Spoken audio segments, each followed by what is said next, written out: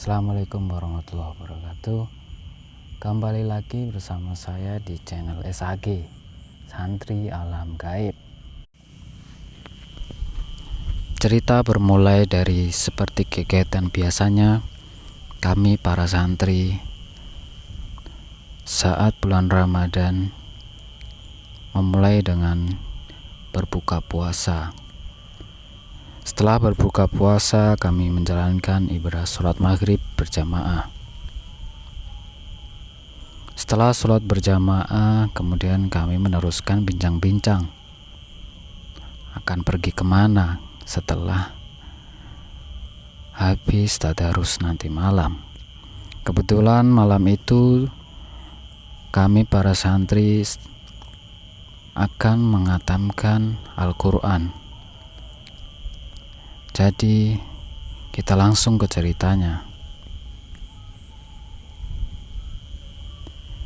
Singkat cerita, kami para santri habis tarawih langsung tadarus.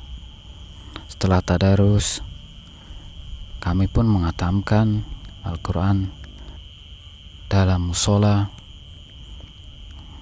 Kami teruskan untuk berbincang sebentar. Lalu teman saya salah satu menyeletup, ada usulan.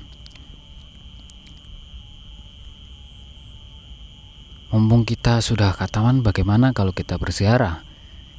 Kata teman saya yang bernama Badri. Lalu saya pun menjawab, oh boleh juga itu idenya. Tapi kita mau pergi kemana? Ke makam siapa?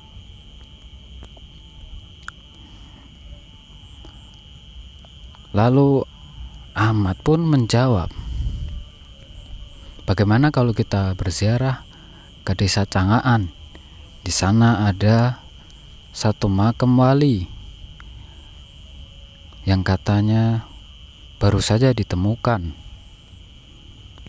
Anas pun menjawab,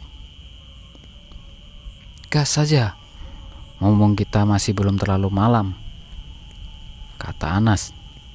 Saya pun langsung menjawab juga, sudah, kita ambil motor, langsung saja kita menuju ke sana. Saya dan Anas pun mengambil motor untuk berjalan ke sana. Selesai mengambil motor, kami berlima pun langsung menuju ke tempat TKP, yaitu ke desa Cangaan.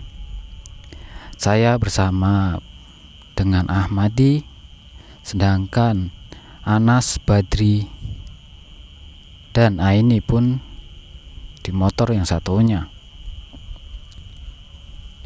Pertama kami berjalan pelan-pelan, santai seperti naik motor seperti biasanya.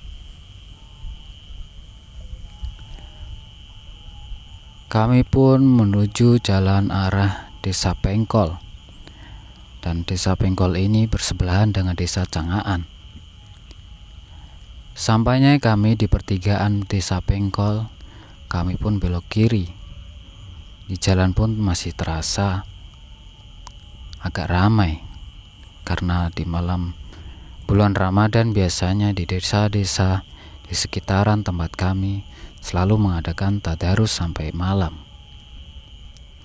Selepas kita melewati desa Pengkol, kami pun mencari gang di mana tempat makam wali itu berada.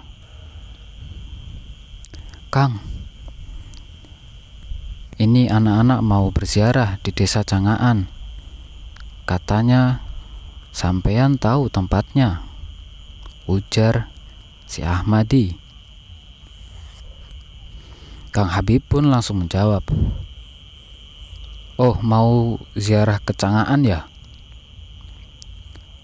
Langsung aja dari pertigaan yang pohon asam itu, desa Pengkol, kalian ke arah timur. Masuk aja nanti gang ke-7 dari desa Pengkol itu. Nanti setelah itu kalian lurus saja ke utara Sampainya kalian menemukan jembatan, kalian nanti belok kanan. Tak jauh dari situ nanti ada belokan lagi ke kanan, masuk ke dalam rimbunan pohon bambu. Disitulah tempatnya, ujar Kang Habib. Ahmadi pun langsung menyaut, "Siap Kang, terima kasih. Kalau begitu saya lanjut dulu. Assalamualaikum." "Waalaikumsalam," dijawab sama Kang Habib. Kami pun bergegas. Kami berjalan pelan-pelan sambil menghitung di mana gang masuk itu sampai ke angka nomor 7. Pertama, kedua, ketiga kami pun masih santai. Keempat, keenam, dan sampailah gang yang ke nomor 7. Kami pun masuk ke dalam. Dan ternyata lumayan jalannya. Karena masuk pedesaan, jalannya lumayan agak kurang baik. Kami pun terus ke utara. Dari situ kami pun agak merasa aneh, karena kami pun tidak menemukan di mana ada jembatan. Dan salah-salah kami menyasar ternyata. Menyasar pun tidak main-main. Kami menyasar ke makam desa setempat yang menurut kami lumayan agak horor sih. Kami pun lanjut kebingungan. Ini bagaimana? Kita kok malah nyasar ke makam? Kata saya. Ahmadi pun menjawab, "Ya udah, apa kita telepon Kang Habib lagi?" Saya pun langsung menyaut, "Nanti saja, coba kita langsung aja belok ke kanan, ke arah timur. Siapa tahu kita menemukan orang untuk kita tanyain." Anas bersama Badri dengan Aini, mereka jalan duluan ke arah timur. Saya dan Ahmadi pun meluncur untuk mengejar mereka.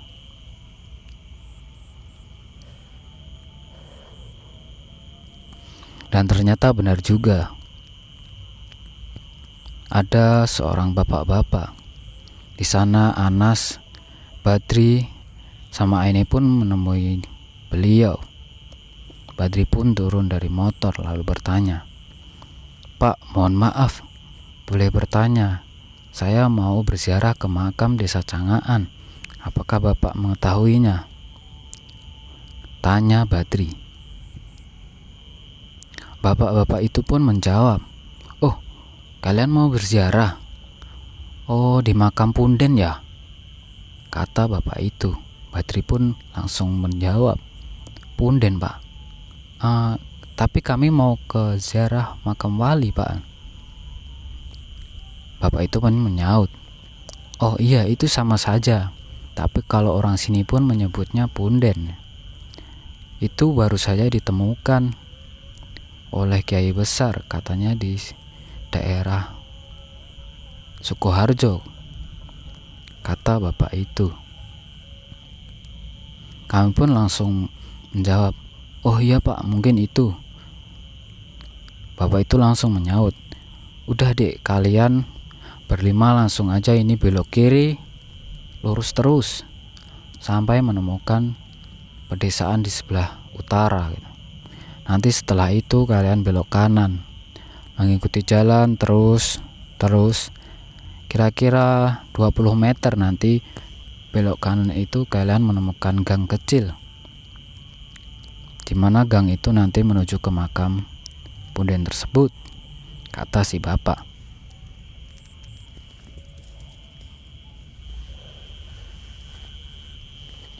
Lalu kami pun segera beranjak menuju makam itu. Tak lupa kami mengucapkan terima kasih kepada bapak itu. "Terima kasih Pak, saya duluan," kata saya. Bapak itu langsung menyaut, "Oh iya dek, silahkan. Saut si bapak. Kami pun terus berlanjut, berjalan pelan-pelan melewati jalan di pinggiran sawah. Dan benar saja, Seperti yang ciri-ciri Kang Habib tadi berikan, kami pun menemukan jembatan sungai yang lumayan agak panjang, kira-kira 30 meter. Setelah melewati jembatan itu, Ahmadi pun bilang, "Oh iya, sekarang aku ingat. Ya, ini benar jalannya. Nah, di depan ini kita belok kiri." Lalu saya bertanya, "Belok kiri atau belok kanan?" "Oh enggak, belok kanan, belok kanan," saut si Ahmadi. Kami pun berlima langsung belok kanan. Dan benar saja, seperti ciri-ciri dari bapak tadi yang memberitahu belok kanan sekitar 20 meter. Dan Kang Habib juga bilang setelah itu belok kanan dari jembatan kira-kira 20 meter juga. Kami pun lalu belok kanan lagi, masuk ke rimbunan pohon-pohon bambu. Pertama kali melihat pohon-pohon ini agak bingung. Apakah iya di sini ada makam? Soalnya rimbun sekali, seperti hutan. Tak lama kami pun menjumpai lampu dan sebuah bangunan kecil di bawah pohon-pohon bambu dan pohon-pohon besar lainnya. Dan benar saja, disitulah makamnya. Karena di situ sudah ada beberapa orang yang berada di situ. Kebetulan waktu itu malam Jumat. Makanya di makam itu ada beberapa orang yang sedang berziarah juga. Tak berapa lama kami pun masuk. Lalu kami pun mengucapkan salam. "Assalamualaikum." Lalu bapak-bapak itu menjawab, "Waalaikumsalam." Saya pun permisi untuk bilang berziarah. "Pak, permisi, saya mau berziarah di sini. Saya boleh minta izin waktunya sebentar?" Bapak itu pun menjawab, "Oh ya adik, silakan. Sebelum itu, adik ini berasal dari mana?" kata si bapak yang berempat itu. Kami pun lalu menjawab, "Saya dari sebelah Pak, desa Kecik." Lalu bapak itu bilang, "Oh, desa Kecik. Ya, silakan. Berarti masih desa sini aja. Saya juga berasal dari utara desa Kecik," kata si bapak. Saya pun langsung menyaut, "Oh iya Pak, masih dekat juga sama tempat kami." Lanjut kami pun langsung duduk di sebelah makam. Setelah beberapa saat, singkat cerita, kami pun selesai berziarah di makam wali tersebut. Lalu kami pun segera pamitan kepada semua bapak-bapak yang berada di situ. "Pak, terima kasih, kami selesai, mau pamit duluan," kata saya. Bapak itu pun langsung menyaut, "Oh ya Dek, silakan. Hati-hati." Kami pun langsung pergi pulang. Dan tak dinyana, di saat kami mau pulang itu, kami agaknya merasa sedikit aneh. Karena motor yang saya tumpangi waktu mau pulang itu serasa berat sekali. Padahal sebelumnya biasa saja. Saya pun langsung bertanya sama Ahmadi, "Mat, kamu ngerasa gak motor ini berat?"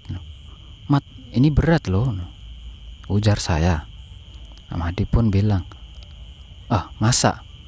Mungkin ban motornya kempes atau mungkin bocor." Lalu saya pun menengok ke bawah. Saya bilang, "Tidak Mat, bannya baik-baik saja." Ahmad langsung menjawab, "Ah, mungkin perasaan aja." "Ya udah kalau gitu kita naik dulu. Kita pulang pelan-pelan ya." Lalu Anas pun pergi duluan sama Badri dan juga Aini. Singkat cerita, kami pun langsung keluar lokasi lagi. Setelah melewati jembatan dan ke arah pulang, kami pun kembali ke arah desa Pengkol. Di jalan saya merasa berat motor ini. Lalu saya berkata sama Ahmadi lagi, "Mat, beneran loh, ini berat rasanya," ujar saya. Ahmadi pun sedikit mungkin agak tidak percaya. Lalu dia bilang, "Masa sih? Udah kita jalan aja," kata Ahmadi. Saya pun langsung terus berjalan. Kira-kira sampai 50 meter, 100 meter. Dan setelah itu kembali saya nyeletup sama Ahmadi. "Ini beneran loh, motor ini rasanya berat. Gak seperti biasanya. Gak seperti kita pas berangkat tadi," kata saya. Tapi Ahmadi pun agaknya diam. Selang berapa lama, saya pun bilang, "Nah ini Mat, motornya udah enakan lagi ini. Sudah enteng. Seperti saat kita berangkat tadi, meskipun kita boncengan berdua." Ahmadi pun langsung bilang, "Lah, baru saja aku selesai baca ayat kursi." Saya pun bilang, "Nah, ini gara-gara kamu, Mat," sambil agaknya bercanda. Ahmadi pun ketawa dengan sedikit nada yang agak lucu. "Oh ya udah Mat, mungkin udah hilang," kata saya sambil bercanda. Ahmadi pun menjawab, "Oh ya, syukurlah." Kami pun langsung menyusul Anas, Badri, dan Aini. Karena kami tadi sudah khataman Al-Quran, adat kami pun setelah khataman pasti makan-makan. Lalu kami pun mencari makanan yang bisa kami jadikan jajanan. Lama kami putar jauh, kira-kira 1 kilo. Kami pun menemukan warung nasi goreng. Lalu singkat cerita kami pun makan di situ bersama-sama. Pelan-pelan sampailah kami kembali di pondok. Singkat cerita dari kami, inilah cerita keanehan yang kami alami saat bulan Ramadan kemarin. Terima kasih telah mendengarkan cerita kami. Wassalamualaikum warahmatullahi wabarakatuh.